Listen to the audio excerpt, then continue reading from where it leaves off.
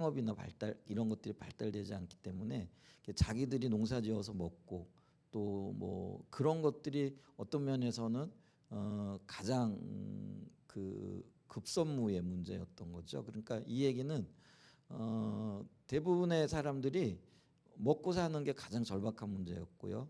또 먹는 문제가 가장 힘든 문제였다라는 거죠. 근데 예수님이 이 먹는 문제를 단번에 해결하시는 모습을 보게 되어졌을 때 이제 그들이 큰 감동을 받게 되어지는 거죠.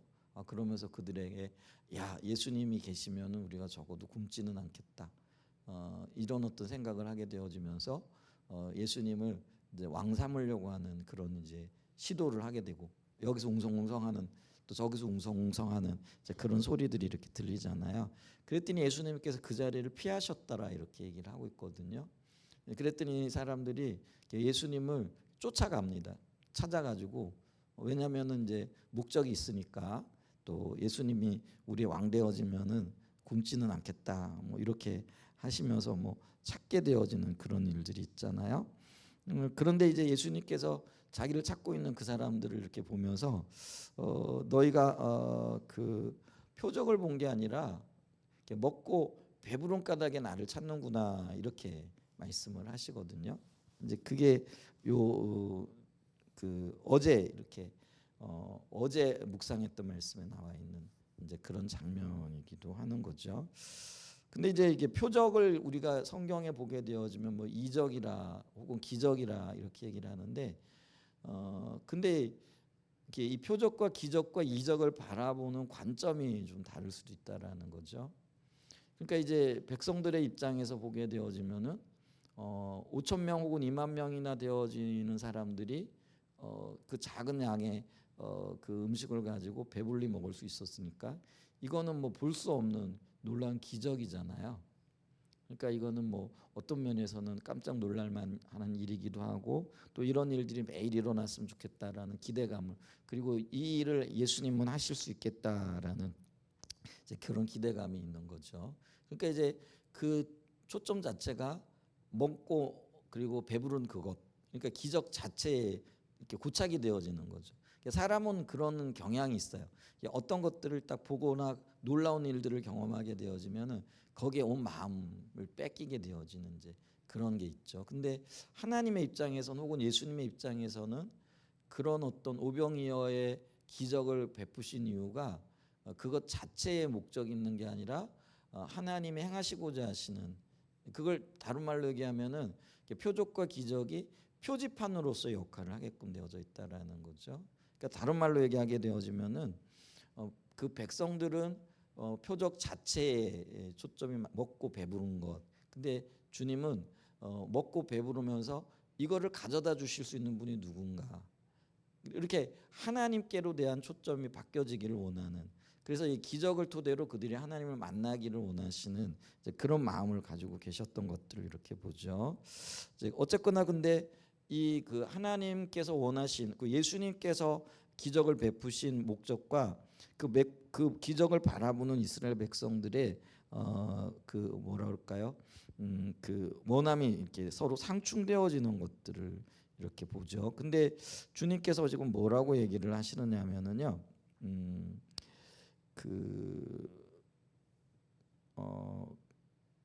이 표적을 바라보고 먹고 배부른 이거를 그걸 원하고 있는 그 백성들에게 그 뭐라고 이렇게 얘기를 하느냐면은요. 썩을 양식을 위하여 일하지 말고 영생하도록 하는 양식을 위하여 하라라고 이렇게 얘기를 하고 있거든요. 근데 이제 이 일이 나중에 어떻게 연결되어지느냐면은 하나님을 믿는 것과 관련이 되어지는 거거든요. 그러니까 이제 일에 대한 개념도 여기 요한복음 6장에서 이렇게 보게 되어지면은 특별히 이제 29절에 이렇게 올라가 가지고 보게 되어지면은요. 하나님께서는 예수님께서는 이렇게 뭐라고 이렇게 얘기를 하느냐면은요. 예수께서 대답하여 이르시되 하나님께서 보내시는 일을 믿는 것이 하나님의 일이니라 하시니 그러니까 하나님께서 보내신 일을 이게 이제 예수님이잖아요. 그럼 예수님이 이 땅에 왜 오셨는가? 이거를 아는 것, 또 이거를 깨닫는 것, 그리고 그 알고 깨달은 것을 마음으로 받아들이는 것, 이게 이제 하나님의 일이라는 거죠. 그게 이제 다른 말로 얘기하면 하나님이 그 백성들에게 주시고자 하신 영생과 관련이 되어진다라는 거죠. 근데 이제 이 영생이라는 거는 요한복음에서는 우리가 영원한 생명을 얻는 것과 관련이 되어지는데, 이제 인간적인 어떤 그 관점에서 보면은 이제 영혼 구원 이것과 관련이 되어지죠. 그래서 이거를 우리가 다른 말로는 구원이라 이렇게 표현할 수도 있다라는 거죠. 근데 요한복음에서는 이 영생 구원을 조금 더 포괄적이고 넓은 의미로 보고 있다라는 거죠. 이제 그게 뭐냐면은요, 이렇게 죽어서 영혼 구원받는 것, 혹은 이 땅에서는 고통스럽게 살지만은 나중에는 천국 가는 뭐 이런 어떤 그런 어떤 그 영혼 구원의 의미가 아니라 이 땅에서 하나님의 자녀로서의 유업을 누리는 것을 얘기한다라는 거예요. 그게 이제 넓은 의미에서의 영생이라는 거죠. 그래서 우리가 유업이라는 거는 상속 혹은 유산이라 이렇게 얘기를 할 수 있잖아요. 그럼 이제 하나님의 유업, 하나님의 유산 상속이 어떤 것들이 있느냐? 그러니까 이 땅에서 우리의 삶에 주님 주신 모든 생명들인 거죠. 그래서 주님이 생명이 함께하게 되어지면 또 어떤 일이 있어요? 예를 들면은 뭐 물질로부터도 자유롭게 되어지고, 건강으로부터 자유되어지고요, 또 인간관계로부터도 자유롭게 되어지고요, 또 우리의 어떤 원함들, 그게 이제 기도 응답이잖아요. 그래서 우리가 어떤 기도를 하든지 간에 하나님께서 응답하심으로 하나님의 그 부요하고 풍성함들을 이렇게 보여주시는 것들, 이런 것들, 혹은 이제 뭐 전쟁, 오늘날에도 이 전쟁은 굉장히 큰 아픔이잖아요. 근데 이제 이 전쟁의 폐해로부터도 건짐을 받는 것, 뭐 이런 모든 것들이 이 땅에서 누릴 수 있는, 그러니까 우리가 원하는 혹은 저 천국에서 누리기를 원하는 어떤 평안, 안식, 이런 것들이 이 땅에서 누려지는 거예요. 우리의 삶의 모든 영역에서. 이게 이제 그 요한복음에서 말하는 영생이라는 거예요. 이제 그러니까 예수님은 이걸 이제 이렇게 연결시키는 거예요. 썩을 양식이라는 건 이 땅에서 배부르고 잠시 잠깐 만족을 줄 수 있을지 모르지만은, 근데 여러분 보세요. 우리가 그 배불리 먹었다고 해가지고 다음 끼니 안 먹어도 안 되는 건 아니잖아요. 그러니까 어떤 면에서는요, 더 큰 갈증을 가져다 주는 거예요. 그러니까 이 땅의 물질, 이 땅의 양식, 이 땅의 것들은 우리가 가지면 가질수록 더 큰.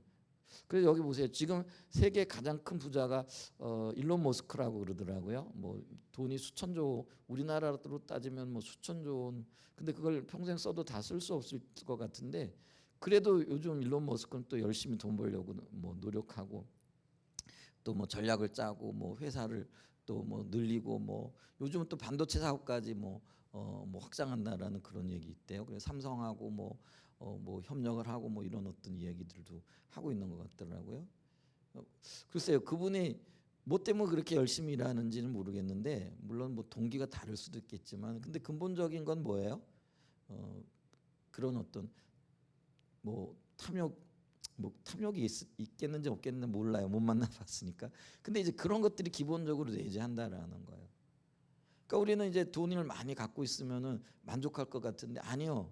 세상 1등 부자라고 하더라도요, 돈 그만 벌고 싶으세요? 이렇게 물어보면 아니요, 더 벌고 싶어요. 아직도 내가 배가 고파요. 이렇게 얘기를 할 거요. 우리 옛날에 왜 유명한 얘기잖아요. 그 히딩크라는 축구 국가대표 우리 감독 있잖아요. 지금도 생존하고 계신데, 2002년도에 우리 월드컵 4강 올라오고 난 다음에 그분이 했던 유명한 이야기가 있잖아요. 그게 뭐예요? 아직도 나는 배고프다. 승리에 대한 배고픔, 또 뭐 더 높은 곳으로 올라가고 싶은 어떤 욕망, 뭐 이런 것들이 인간에게 내재되어져 있는 거잖아요. 근데 그런 것들이 기본적인 것, 욕망들인데, 결국은 그게 뭐냐면 먹을 양식과 관련되어지는 것들이라는 거예요. 근데 그게 어떻다라는 거예요? 이 주님이 보실 때는 썩을 것이라는 거죠. 그래서 우리 27절로 좀 올라가 보게 되어지면 26절에도 이렇게 얘기를 해요. 예수께서 대답하여 이르시되 내가 진실로 진실로 너에게 이르노니 너희가 나를 찾는 것은 표적을 본 까닭이 아니요 떡을 먹고 배부른 까닭이로다. 이게 떡을 먹었으니까 당연히 배가 부르겠죠. 그게 기적이었어요. 2만 명이나 먹게 되어진 놀라운 역사가 있으니까. 그러니까 그들이 예수님을 왕 삼으려고 했던 것들을 이렇게 보잖아요. 근데 예수님은요, 그 배부른 것이 27절에 뭐라고 얘기를 하냐면 썩을 양식을 위한 거라 이렇게 얘기를 한다라는. 그러면서 너희가 썩을 양식을 위하여 일하지 말고 영생하도록 있는 양식을 위하여 하라. 그러면 요거는 말 그대로 기적이 아니라 그 기적이 가져다 주는 의미하는 바를 얘기한다라는 거죠. 그래서 그걸 우리가 표적으로서의 하나님의 어떤 의도라 이렇게 얘기를 하는 거죠. 그래서 표적은 방향을 얘기를 해요. 그러니까 표적은요 그 자체가 목적이 아니에요. 그러니까 기적은 그 자체가 목적인 거예요. 근데 표적은 기적을 동반하는 거지만 기적이 목적이 아니라 그 기적을 통하여 뭘 하는 거예요? 그러니까 기적은 우리가 배불렀어요. 2만 병이나 배불르게 먹었어요. 그 놀라운 기적이죠. 근데 이게 여기가 그 목적이 아니라는 거예요. 목표가 아니라는 거예요. 그럼 뭐예요? 이 기적이 가리키는 게 있다라는 거예요. 그러니까 이 기적은요 한번 경험하잖아요. 그럼 더 큰 목마름과 더 큰 어떤 면에서는 갈증을 유발시켜요. 근데 표적은 뭐예요? 그게 목표가 아니고 눈을 들으라는 거예요. 그리고 보라는 거예요. 뭘 보라는 거예요? 이 진정한 생명이 되어지고 진정한 양식이 되어지는 하나님을 보라. 이게 이제 표적의 의미라는 거죠. 그래서 여기 보면은 영생하도록 있는 양식을 위하여 하라 이렇게 얘기하잖아요. 그러면서 이 양식은 인자가 너에게 주리니 인자는 아버지 하나님께서 인지신 자라. 그래서 예수가 생명의 떡이 되어지는 거예요. 기적이 아니라 표적으로서 예수님이 우리에게 오셨다 이렇게 얘기를 하는 거죠. 그러니까 이 사람들이 이게 이해가 안 되는 거예요. 그러면 우리가 어떻게 하여야 하나님 일을 하오리까? 이렇게 28절에 물어봤던 29절에 예수님께서 대답하여 이르시되 하나님께서 보내신 이를 믿는 것이 하나님. 그러니까 표적의 의미를 정확하게 깨달아야 하는 거죠. 기적에 머물지 말고 표적의 의미를 정확하게 깨달으면은 나를 보게 될 거야. 결국은 내게로 오게 될 거야라는 어떤 그런 의미라는 거예요. 그랬더니 이제 30절에 그들이 묻잖아요. 그들이 묻되 그럼 우리가 보고 당신을 믿도록 행하시는 표적이. 근데 여기 또 여전히 이들은 뭐예요? 표적을 얘기하는데 그들은 표적으로 받아들이지 않고 이걸 기적으로 받아들이는 거. 왜냐하면 우리가 놀라운 일을 경험하면은 그 경험에 우리의 사고나든지 시선이 멈춰버리게 되어져 있다라는 거예요. 여러분 있잖아요. 좀 표현이 그런데 저는 안 해봤는데요. 한 번도 안 해봤어요. 예를 들면은 여기 우리 이게 로또방 있잖아요. 우리 로또방이 조그마거든요. 근데 그 로또방에요. 이렇게 제가 가끔 가다가 이렇게 은행에 이렇게 갔다 오고 이렇게 그게 바로 이 횡단보도에 있잖아요. 이렇게 서 있으면은요. 그 짧은 기간에요. 차들이 몇 대가 섰다가 얼른 갔다가 와가지고 가고 얼른 갔다 사가지고 얼른 갔다가 사고 이런 일들이 이렇게 있더라고요. 근데 제가 이렇게 보니까 아마 그들 중에는 뭐죠? 어떤 거는 우리 저쪽에 가니까 여기가 뭐 37억 당첨 없어 뭐 이렇게 써놨더라고요. 신탄진에 그런 데가 있더라고요. 알고 계세요? 잘 모르시죠? 그러니까 당첨이 돼가지고 아마 37억까지 받은 사람이 근데 여러분 있잖아요. 37억 됐다고 해가지고 그거 다 받는 거 아니더라고요. 그러니까 세금이 반은 넘는 것 같아요. 뭐 그래서 이제 그런 걸 이제 기대할 건 없는. 어쨌거나 그런 없어 뭐 이렇게 프랜카드를 제가 붙여놨더라고요. 근데 여기도 아마 몇 등 당첨 없어 뭐 이렇게 프랜카드를 붙여놓은 것 같아요. 근데 제가요 뭘 지금 만약에 37억이 내가 당첨됐어. 그러면 좋다 그러고 그냥 그걸로 만족하고 그걸로 복권 사고 뭐 이러는 것들을 안 살 것 같죠? 아니요. 그분이 더 열심히 사는 것 같더라고요. 그런 분들이 많아가지고요. 여기 보면은요, 저 조그만데 어떻게 저렇게 사람들이 많이 들락날락하지? 여기 그러니까 우리 드론 있고 차가 어떤 때는 보면은요 비정상적으로 세워져 있을 때가 많거든요. 근데 그게 복권 사는 사람들이 빨리 들어가가지고 복권 사려고 차를 좀 잘 세워놓고 갔으면 좋겠는데 그냥 비정상적으로 세워지고 어떨 때는 들어올 때도 불편함을 느낄 정도로. 근데 그 사람들이 아마 조금씩 그렇게 사고 어떤 면에서는 로또 이렇게 사가지고 몇백씩 혹은 몇 천씩 당첨되었던 분인 줄 몰라요. 안 물어봐서 모르겠지만은 근데 그렇게 되다 보니까요 더 큰 요행을 바라고 더 큰 금액을 바라고 끊임없이 평생 동안 그분들은요 그걸 사는 거라는 거예요. 그게요 아까 얘기했잖아요. 로또가 얼마예요? 혹시 아세요? 500원에 1,000원. 옛날에 저 형님이 주택복권이라는 게 있잖아요. 그걸 꼭 사더라고요. 그때는 500원 했던 것 같아요. 지금도 우리 형님이 로또를 사는지 모르겠는데 뭐 지금은 잘 안 물어봐서 모르겠는데 옛날에 제가 이렇게 어렸을 때 이렇게 보면은요 꼭 이렇게 그러면서 기분이 좋대. 그걸 꼭 지갑에 넣어가지고 이렇게 다니더라고요. 근데 한 번도 당첨됐는지는 잘 모르겠어요. 그런 얘기는 못 들어봤는데 지금도 아마 로또를 사고 있지 않을까 싶어요. 우리 안 믿는 형님인데 사지 있지 않을까 이렇게 싶기는 한데 근데 만약에 당첨이 됐다. 그게 기적이잖아요. 한 번 당첨된 게 얼마나 큰 기적이. 근데 거기에 꽉 잡히게 되어지는 거예요. 그러면은 평생 동안 복권을 사야 되고요. 평생 동안 요행을 바라보면서 이렇게 갈 수밖에 없는 거예요. 이게 어떤 면에서는요. 기적이 가져다주는 경이로움일 수도 있고 위험성일 수도 있고 그런 거죠. 그러니까 이 백성들도요. 2만 명이나 되어지는 사람들이 배부르게 되어지는 아주 진기한 경험을 한 거잖아요. 그러니까 지금 예수님은 표적을 말하는데 근데 이들은 다시 그걸 기적으로 되돌리고 있는 것을 봐요. 그래서 우리에게 이 기적을 다시 당신을 믿을 수 있도록 하는 기적을 다시 베풀어 주세요. 이 얘기는 다시 우리에게 먹을 것 주시고 다시 우리가 뭐 경험하지 못할 그 놀라운 일들을 보여주세요.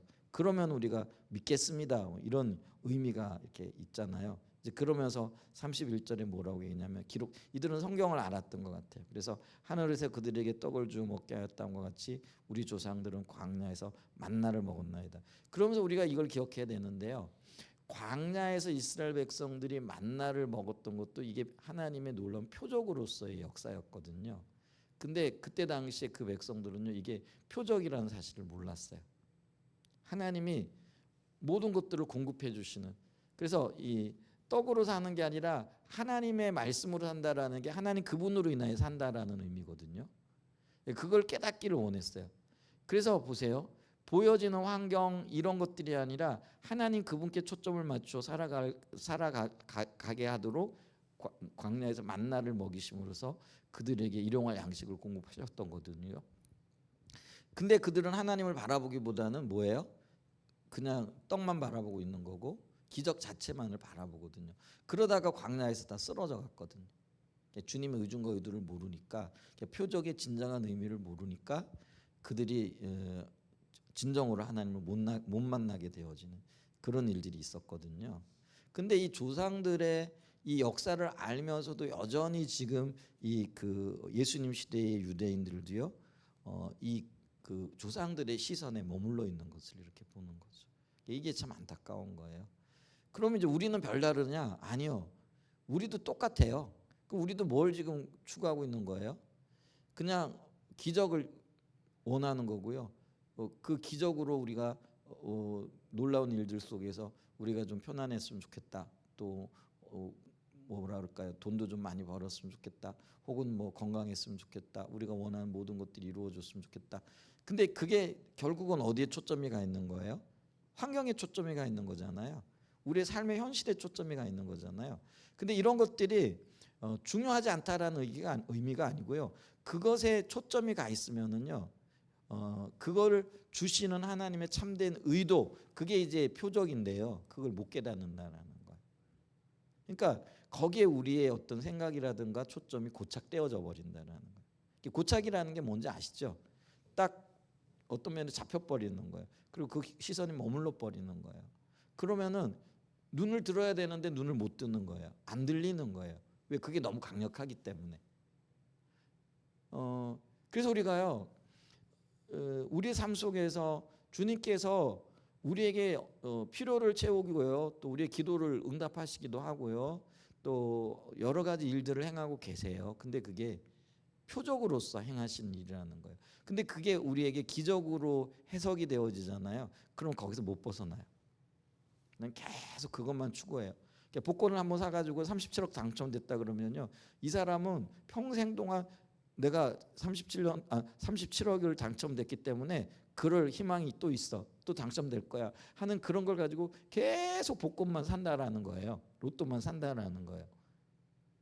근데 하나님은요, 그 어떤 면에서는 그 로또를 통해 가지고 만약에 하나님이 하신 일이라고 이렇게 예를 드는 거예요. 그걸 37억이 당첨되게 하신 거는요. 그게 기적이 아니라 하나님의 행하시는 일들과 관련이 있다라는 거예요. 그래서 눈을 들어 가지고 그럼 하나님 행하시는 일이 뭐지? 하나님 행하시는 일은 그게 표적이고 표적은 방향이라는 거예요. 어디로 가야 할 것인가? 내 삶에 어디에 초점을 맞춰야 될 것인가? 이걸 보는 거라는 거예요. 그런데 그걸 못 보는 거예요. 그래서 예수님께서 32절에 보게 되어지면 또 이렇게 말씀하잖아요. 내가 진실로 진실로 너에게 이르노니 모세가 너에게 하늘로부터 떡을 준 것이 아니라 내 아버지께서 너에게 하늘로부터 참 떡을 주시나니. 그래서 모세의 기적에 머물러 있는 그들에게 근원이 뭐라는 거예요? 하나님이라는 거예요. 참 떡이 되고 참 생명이 되시는 거라는 거. 그리고 이 일을 행하신 분이 하나님이라는 걸 보여주는 거잖아요. 자, 그러면서 33절에 하나님의 떡은 하늘에서 내려 세상에 생명을 주는 것이니라. 그래서 하나님께로부터 오는 것, 또 하나님이 행하시는 것, 하나님이 주도하고 계시는 것, 여기에 초점을 맞추게 하려고 하는 거죠. 근데 이제 34절에 보면 그들의 대답이, 그들이 이르되 주여 이 떡을 항상 우리에게 주소서. 이제 그러면서 여전히 그들의 관심이 어디에 머물러 있느냐면 기적에 머물러 있는 것들을 이렇게 보게 되어지잖아요. 근데 아까도 얘기했지만은 이 기적이 썩을 양식이라는 거예요. 근데 주님은 우리에게 뭘 지금 얻기를 원한다고요? 영생하도록 있는 양식. 그걸 이제 진정한 의미에서의 생명의 떡이라 이렇게 얘기를 하죠. 그러면서 35절에 쭉 이렇게 보게 되어지면 이 생명의 떡을 추구하는 사람들은 진정으로 목마르지 않을 거라는 거예요. 다시는 목마르지 않을 거라는. 갈증이 없어요. 세상 것을 추구하고 우리가 왜 소금물 마시면 큰일 난다 그러잖아요. 이 바닷물 먹어 우리가 예를 들면은 뭐 바다에 표류할 때 먹을 것이 없어가지고 너무 목마르기 때문에 바닷물을 마셨다. 그러면 그게 큰일 난다 그러잖아요. 우리는 이제 그런 경험은 없어요. 왜냐면 아직 그런 뭐 경험은 아니. 근데 하여간 이 소금물을 마시게 되어지면은 더 큰 갈증 때문에 죽어갈 수밖에 없다라고 이렇게 얘기를 하잖아요. 근데 이제 그 썩을 양식들이 이런 마치 소금물 같은 역할을 하는 거기 때문에 참 양식을 우리가 얻어야 되는데 그게 우리의 시선을 들어서 방향을 바로잡는 것과 관련이 되어진다라는 거예요. 근데 이 방향을 바로잡는다라는 표적으로서의 하나님을 의식하고 인식할 뿐만 아니라 그러면 표적으로서의 하나님의 방향을 의식하고 그 일에 동참하는 것과 관련이 이걸 여기 오늘 본문의 말씀에서는요 믿음이라 이렇게 얘기를 한다라는 거예요. 그래서 이게 있잖아요.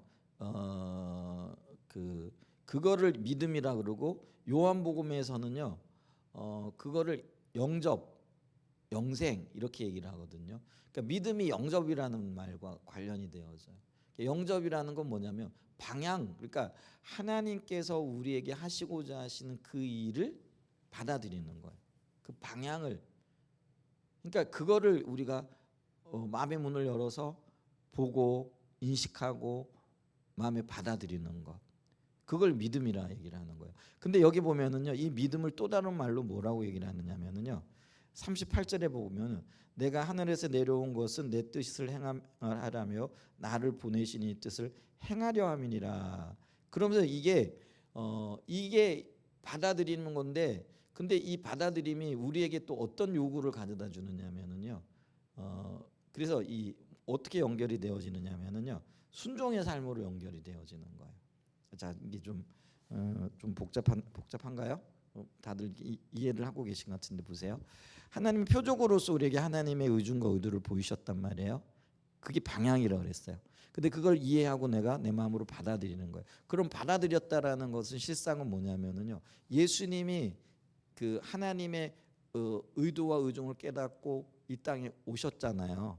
그게 이제 예수님의 관점에서 보면은 하나님의 표적을 받아들이고 오셨는데, 근데 오셨는데 예수님이 그걸 뭐라고 얘기를 하냐면은 하나님의 뜻을 행하려 함이라 이렇게 얘기를 한다라는 거예요. 그럼 믿음은요 우리가 다른 말로 얘기하면은 영접이고, 그건 또 다른 말로 얘기하면은요 표적을 이해한 자로서 그 표적 앞에 내 자신을 드리는 헌신과 관련되어진다라는 거예요. 순종과도 관련이 되어진다라는 거예요. 그래서 우리가 이렇게 믿음이 있으면은 주의 뜻을 행하는 자가 되어지는 거예요. 그래서 믿는다라는 것은요, 결국은 하나님의 뜻을 알고 그 뜻 가운데 자기 자신을 드리는 헌신인 거죠. 그래서 우리가 믿음의 조상 아브라함의 삶을 보게 되어지면은요, 하나님이 어느 날 아브라함에게 오셔가지고 너 100세에 낳은 네 독자, 네가 그 사랑하는 아들을 내게 번제로 드리라 이렇게 얘기를 하잖아요. 자, 이게요 쉬운 일은 아니죠, 그죠? 정말 쉬운 일은 아니에요. 근데 우리가 일이 결국에 어떻게 되는지 아시잖아요. 결국은 아브라함이 그 이삭을 번제로 드리잖아요. 물론 주님이 막으셨기 때문에 그랬지만 사실은 아브라함은 정말로 그 아들을 번제로 드렸거든요. 근데 그걸 보고 하나님이 이제서야 네가 나를 믿는 줄 알았다 이렇게 얘기를 하거든요. 그러면은 이 믿음은요, 어떤 면에서는요, 어떤 영에서 보면은 뭐랄까요, 관념적인 게 아니에요. 믿음이 뭐냐? 그러면은 우리는요, 이게 분명하게 믿음은 헌신과 관련이 되어지는 거예요. 근데 이 헌신이 뭐예요? 순종이라는 거예요. 그러니까 헌신이라는 게 결국엔 아브라함의 입장에서는 뭐예요? 자기 자식을 희생하는 거거든요. 그러면 오늘날 우리에게 믿음이라는 건 뭐냐라는 거예요. 하나님의 그 표적으로서의 비침에 우리 자신을 드리는 것이라는 거예요. 그게 믿음이에요. 근데 그게 결국은 뭐예요? 영생과 관련이 되어진다는 거예요. 이 말씀을 지금 우리 주님이 하기를 원하시고 계시다라는 거예요. 근데 이제 이거를 가로막는 요소 중에 하나가 아까 그 유대인들이 뭐예요? 표적으로서 보는 게 아니라 기적으로서 본다 그랬잖아요. 이제 그걸 이제 오늘날로 적용하게 되어지면은 이게 이제 영적인 눈이 어두워져 있는 현상이라는 거예요. 영적인 눈이 어두워졌다. 이거를 우리가 다른 말로 표현하면 뭐예요? 영적인 분별력이 없다라는 거예요. 그러니까 영적인 분별력은 뭐냐면 쉽게 얘기하면은 하나님의 것 혹은 하나님의 뜻을 분별할 수 있는 영적인 능력이라는 거예요. 그러니까 하나님의 의중과 의도 혹은 하나님의 뜻 혹은 성경에서 지시하고 계신 어떤 것들을 볼 수 있는 살아서 역사하신 하나님의 어떤 그 뭐죠, 능력과 관련이 되어지는 거잖아요. 그러니까 그래서 이거를 하나님으로부터 온 것인지 혹은 하나님의 의도인지 아닌지 이런 것들을 분별할 수 있는 것, 이게 이제 영적인 능력이고 영적인 분별력이라는 거예요. 그러니까 다른 말로 얘기하면 오늘 본문과 연결시켜 보게 되어지면 이거를 표적인가 기적인가를 분별할 수 있는 능력, 이게 이제 영적인 분별력이라는 거예요. 근데 유대인들은 이 분별력이 없으니까 뭐예요? 표적으로 보지 못하고 기적으로 본다라는 거예요. 그러니까 기적으로 보게 되어지니까 그게 그렇게 할 수밖에 없는 게 뭐냐면 결국은 이 영적인 분별력이요, 이 가난한 마음이 없는 거예요. 배우고자 하는 마음이 없고 주님으로부터 듣고자 하는 마음이 없고 또 주님의 뜻대로 하나님의 뜻이 소중하기 때문에 그 뜻 안에서 자기의 모든 것들을 내려놓고자 하는 그런 마음이 없는 거잖아요. 그러니까 결국은 뭐예요? 자기 중심적이라는 거예요. 그러니까 그게 안 보이는 거예요. 그러니까 기적에만 머물러 있는 거잖아요. 근데 이제 이 영적인 분별력은 위로부터 오는 거거든요. 위로부터 온다라는 거는 성령의 능력으로만 부어지는 어떤 것들이잖아요. 근데 이제 이거를 이제 구원과 관련시켜 보게 되어지면은 니고데모가 요한복음 3장에 보면은 우리가 어떻게 구원을 받을 수 있습니까? 그랬더니 예수님이 뭐라고 얘기를 하냐면은 거듭나야 된다. 근데 이 거듭나는 게 위로부터 와야 된다라는 그런 의미거든요. 근데 이 니고데모가 그 말을 듣고 뭐라고 얘기를 하느냐면은요. 아니 어떻게 거듭날 수 있어요? 우리 이제 거듭난다라는 이 말 속에는 두 가지 의미가 있기는 해요. 그게 뭐냐면요. 다시 태어난다라는 그런 의미예요. 그리고 또 하나는 뭐냐면은 위로부터, 그러니까 성령의 빛이심으로 깨닫는다라는 그런 의미가 있거든요. 근데 이 니고데모는요, 그거를 다시 태어난다는 말로 받아들이는 거예요. 그래서 그가 예수님께 뭐라고 얘기를 해요? 아니 내가 이렇게 나이가 많은데 내가 다시 어머니 뱃속에 들어가 가지고 태어난단 말입니까? 이렇게 얘기를 하는 거예요. 그랬더니 예수님이 네가 이스라엘의 선생이 되어서 어찌 그 말을 깨닫지 못하느냐 이렇게 얘기를 하는 거죠. 그러면서 이 거듭난다라는 것이 위로부터 임해야 된다. 그 위로부터 임한다라는 게 뭐예요? 성령의 비치심을 통해 가지고 깨달아야만 안다라는 거예요. 그러니까 이게 영적인 분별력이요, 위로부터 임해야 된다라는 거예요. 성령이 보이시고 비치시고 깨달아야만이 그걸 알게 되어진다라는 거예요. 그래야만이 아까 여기 믿음의 삶도 가능해지는 거예요. 그래서 이 믿음이 아까 우리가 봤을 때 이게 방향을 알게 되어지고, 그게 이제 표적의 의도와 의중을 깨닫게 되어질 뿐만 아니라 그 표적의 의도와 의중을 깨닫게 되어지니까 거기에 동의하여 나가게 되어지는 거잖아요. 그게 이제 그래서 이 믿음이 어떤 의미에서 보게 되어지면은 동의하여 나가, 영접하여 나가고, 영접하여 나가게 되어질 때 순종의 삶으로 나타나게 되어지죠. 그럴 때 여기에 그 결과가 어떻게 되어지느냐면은요, 영생이 주어지는 거예요. 근데 그 영생이 뭐예요? 아까도 얘기했듯이 하나님의 유업이고 하나님의 생명이고 또 그 하나님이 하나님의 자녀들에게 주시고자 하시는 그 모든 것들이라는 거죠. 그래서 아까도 말씀드렸죠. 뭐 건강, 구원, 또 물질적인 부흥, 기도의 응답, 또 관계의 어떤 평안함, 이 모든 것들이 하나님의 생명과 유업과도 관련이 되어질 수 있다라는 것이죠. 그래서 여기 보세요. 38절과 39절에 보면 내가 하늘에서 내려온 것은 내 뜻을 행하려 함이 아니요 나를 보내신 이의 뜻을 행하려 함이라. 그 예수님도 하나님의 의도와 의중을 알았기 때문에 그 의도와 의중 앞에 순종의 삶으로 나왔다라는 거예요. 그게 예수님에게서 믿음의 행위였다라는 거예요. 자, 그랬더니 이제 보세요. 39절에 보면 나를 보내신 이의 뜻은, 이게 이제 이게 뭐냐면은 표적으로서의 하나님의 역사예요. 보내신 뜻은 내게 주신 자 중에 내가 하나도 잃어버리지 아니하고 마지막 날에 다시 살리는 이것이니라. 그러면서 내 아버지의 뜻은 아들을 보고 믿는 자마다 영생을. 그래서 아까 이 믿는 게 영접과 관련이 되어지고, 이 영접이 순종으로 나타나고요, 이 순종이 영생으로 연결되어지게 되어진다라는 거죠. 그래서 이 아들을 보고 믿는 자마다 영생을 얻는 이것이니 마지막 날에 내가 이를 다시 살리리라, 이렇게 얘기를 하시는 거죠. 그래서 우리가 이 하나님의 유업을 누릴 자로서 서게 되어지는 그런 역사가 있게 되어지는 거죠. 그래서 우리가 오늘 이 본문 말씀을 좀 다들 묵상하셨겠죠? 묵상하셨죠? 묵상하셨는데 이 그 전체 문맥으로 이렇게 보게 되어졌을 때 이런 부분들도 좀 생각하게 되어지면 훨씬 더 이 묵상이 좀 더 풍요롭지 않을까 이제 하는 그런 마음에서 이 본문을 좀 잡았고요. 그래서 이 부분들을 좀 이렇게 나누기를 원했다라는 거죠. 그래서 다시 한번 좀 요약을 해보게 되어지면은요, 하나님의 그 표적으로서의 우리를 향하신 의도, 이제 이거를 우리가 보는 것이 굉장히 중요한데, 근데 우리는 이제 항상 기적으로서의 어떤 사건, 또 자기 자신, 그리고 어떤 그 일에 이렇게 매여 있는 경우들이 많이 있다라는 것이죠. 근데 이런 것들이 썩어질 것들이에요. 그래서 우리가 표적으로서의 하나님의 의도와 의중을 아는 것. 근데 그게 영적인 분별력과 관련이 되어져 있다. 그럼 이제 영적인 분별력은 위로부터 임하는데, 위로부터 하나님의 어떤 분별력이 임할 수 있기 위해서는 가장 먼저는 우리의 그 마음의 자세가 굉장히 필요하다라는 거죠. 그 중에 가장 먼저 배우고자 하는 이게 가난한 마음과 연결이 되어지는 거예요. 이제 그렇게 깨닫게 되어지면은요, 우리가 이 표적에 대한 이해가 생기고 이 표적을 믿음으로 반응하게 되어지는 거죠. 근데 이 믿음은 뭐예요? 하나님의 표적을 우리 마음속에 받아들이고 받아들였기 때문에 이게 뭘로 나간다고요? 순종으로 나아가게 되어져. 그러니까 예수님이 하나님 아버지 하나님의 뜻을 알았기 때문에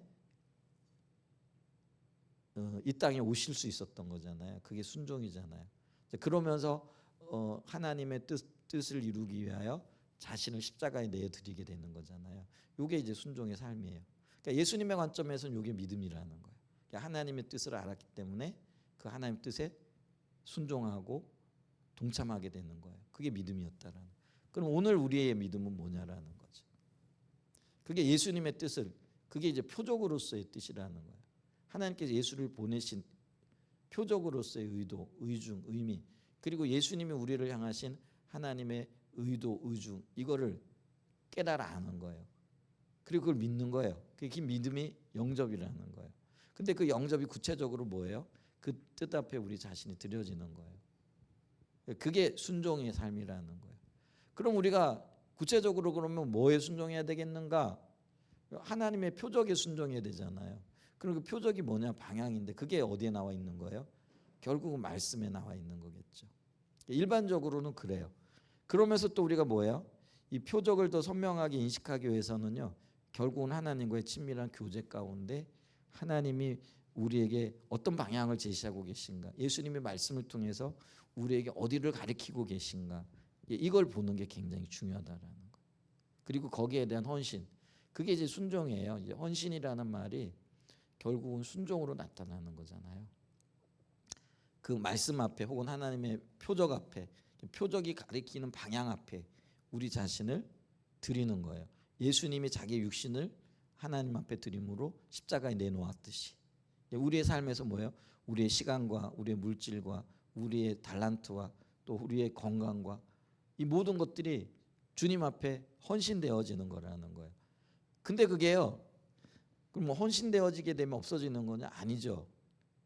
물론 우리가 그것까지 생각할 필요가 없는데, 예수님께서 자기 자신을 십자가에 못 박으심으로 나중에 빌립보서에 보게 되어지면 어떻게 돼요? 그를 지극히 높여 하늘 보좌 우편에 앉히시고 모든 만물이 그의 이름 앞에 무릎을 꿇게 하신 거예요. 그게 영생이라는 거예요. 그게 이제 우리에게 주어진 영생이라는 거예요. 그러니까 사실 뭐 우리는 이것까지 생각할 필요 없어요. 근데 예수님이 그거 생각하고 십자가에 못 박고 순종하고 헌신한 건 아니잖아요. 근데 하나님의 의도는 그랬다라는 거예요. 그럼 우리가 헌신하고 희생하고 그럴 때 만약에 우리를 예수님이 하나님께서 예수님을 높이셨듯이 우리를 이렇게 높이실 거라 이걸 기대하고 서게 되면 이게 어떤 면에서 율법주의가 되어지고 기복주의가 되어지고 거짓 신앙이 되어진다라는 거예요. 그러니까 우리는 다만 뭐예요? 마땅히 내가 해야 될 일, 그러니까 내가 해야 될 일이 뭔가 그걸 알아서 주님 앞에 순종함으로 나아가는 거예요. 그리고 그 다음 일은 하나님 앞에 맡기는 거죠. 적용으로 좀 이렇게 보면 이제 다영이가 물론 이제 비도 그렇고 별이도 다녀왔는데 우리 젊은이들도 다 마찬가지지만은 이제 뭐 한 1년을 사실게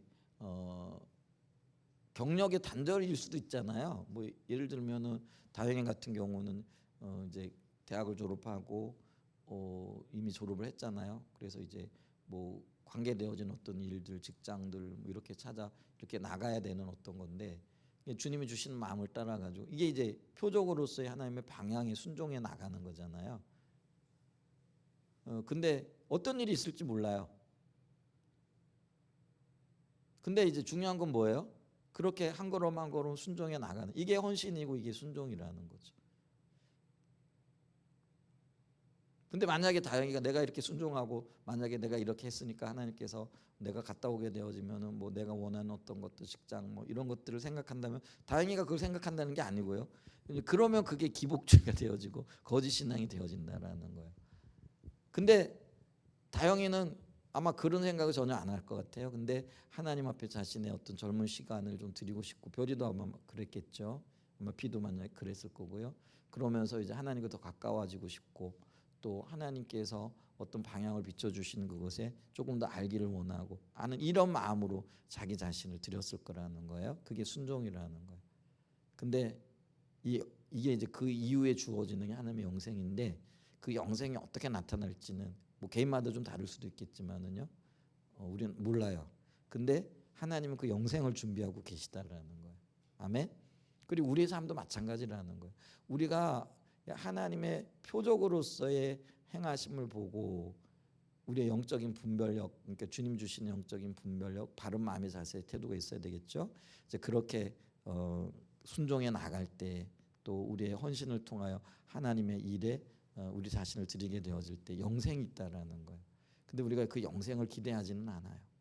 근데 성경은 영생이 있다라고 얘기를 해요. 지금 그걸 얘기를 하고 있는 거예요. 이제 그래서 내가 아버지의 뜻은 아들을 보고 믿는 자마다 영생, 이게 예수님의 뜻이래요. 그러니까 있을 거예요. 있어요. 있을 거예요가 아니야. 있어요. 그러니까 이런 믿음으로 우리가 주님 앞에 서는데 그게 목적은 아니라는 거예요. 이제 그렇게 우리가 주님과의 관계 속에서 우리에게 보여지는 게 아니라 보여지지 않는, 그래서 이 보여지는 것이 목적이 아니라 보여지는 것을 통해서 가리키는 방향이 뭔가 이걸 찾아내야 되는 거예요. 이게 영적인 분별력이에요. 이게 절실히 필요하다라는 거예요. 그리고 이 하나님의 가리키는 방향 앞에 우리의 삶을 드리고 이게 순종의 삶. 여기 이게 믿음이 필요하고 이 일에 대한 우리의 어떤 뭐 헌신이 필요하고 순종이 필요한 거죠. 이제 그게 믿음, 영접 혹은 이제 그거를 그 요한복음에서는 영생 뭐 이렇게 표현을 하는 거예요. 그래서 그런 어떤 하나님의 역사들 또 하나님의 행하심들 이것에 우리 동역하고 동참함으로써 또 풍성하게 하나님과 그 교제하는 그런 은혜가 있었으면 참 좋겠습니다. 이제 그런 관점에서 오늘 좀 묵상을 뭐 이렇게 복잡하게 하면 안 될 것 같기는 해요. 근데 이제 이런 부분들도 좀 이렇게 살펴보는 것도 이게 또 뭐 개인적으로 더 깊이 들어갈 수도 있는 영역이기도 하지만은 하는 그런 부분들을 좀 보는 것도 좋지 않을까. 그래서 생명의 떡이신 주님 그게 우리에게 보여주시는 거다. 그리고 그곳에 우리의 삶으로 동참하고 또 나아가는 거다. 이런 어떤 관점에서 말씀들을 보실 수 있었으면 좋겠다 싶습니다. 기도하겠습니다.